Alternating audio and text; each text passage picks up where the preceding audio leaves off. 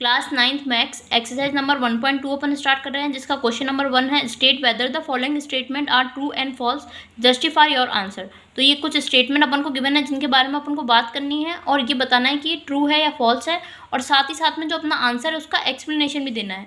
अब इसमें first statement अपन को गिवन है every rational number is a real number. तो क्या सारे रैशनल नंबर रियल नंबर्स होते हैं? तो ट्रू, क्योंकि रियल नंबर्स में रैशनल और इरेशनल दोनों ही नंबर आते हैं। तो अब इसका रीज़न दे देंगे because real number is the collection of rational and irrational number.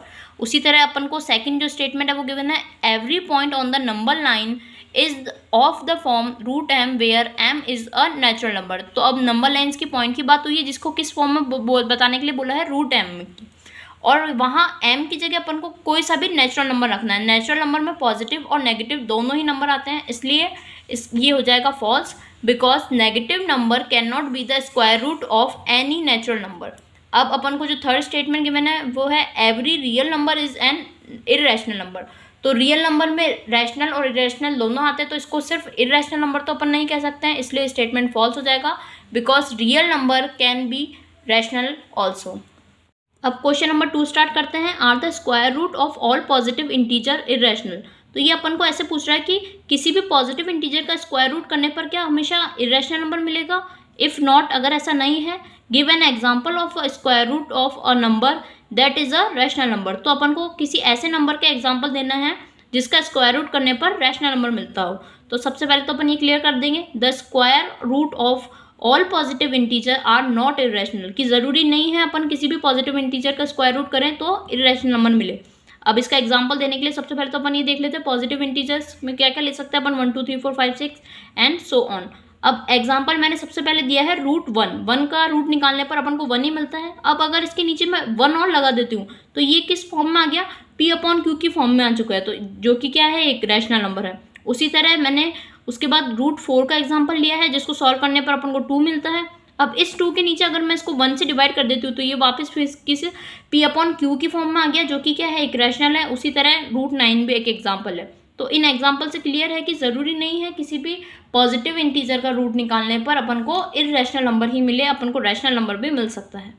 Number 3 start करते हैं। Show how root 5 can be represent on the number line. Root 5 को अपन को नंबर लाइन पे शो करना है।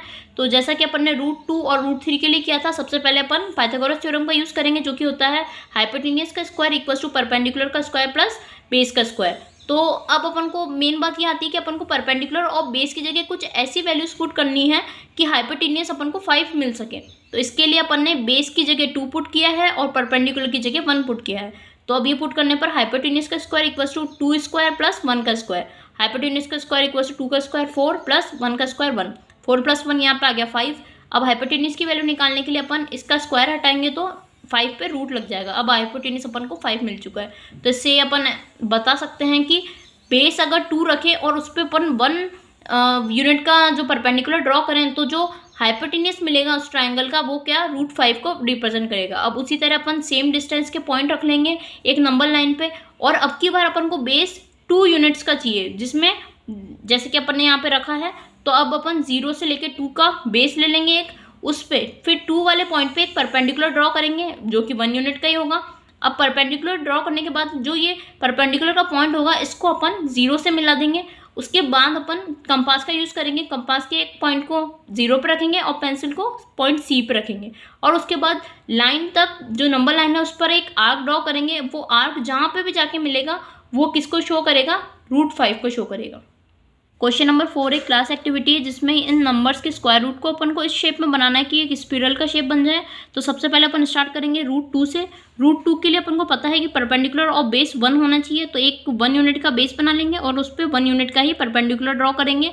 उस परपेंडिकुलर के पॉइंट को जब अपन ओ से मिलाएंगे तो अपना रूट 2 कंप्लीट हो जाएगा। अब रूट 3 बनाने के लिए अपन रूट 2 का ही यूज़ लेंगे।